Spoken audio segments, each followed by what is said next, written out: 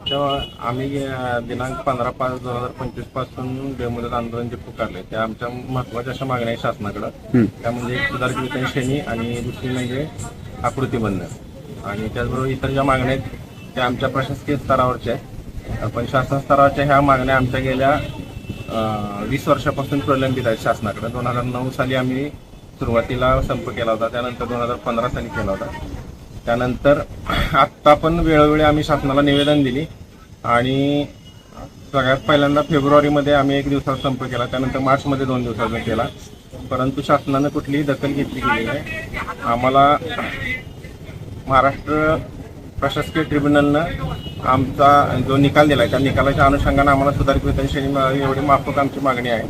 त्या अनुषंगानं हा बेमुदत संप चालू आहे आणि गेले 15 दिवस होत आले तरी अद्याप आम्हाला शासन स्तरावरून कुठलेही म्हणजे बैठकीसाठी बोलावणं झालं नाही.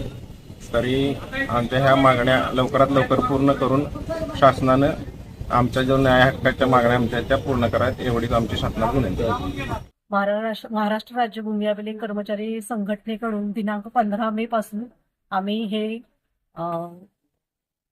सुधारित वेतन श्रेणी मिळण्यासाठी बेमुदत संप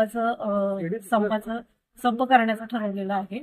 आणि संप मुळात सुधारित वेतन श्रेणी मिळावी यासाठी असून इतरही मागण्या त्यामध्ये आहेत, पण प्रमुख मागणी हीच आहे की आम्हाला सुधारित वेतन श्रेणी मिळालीच पाहिजे.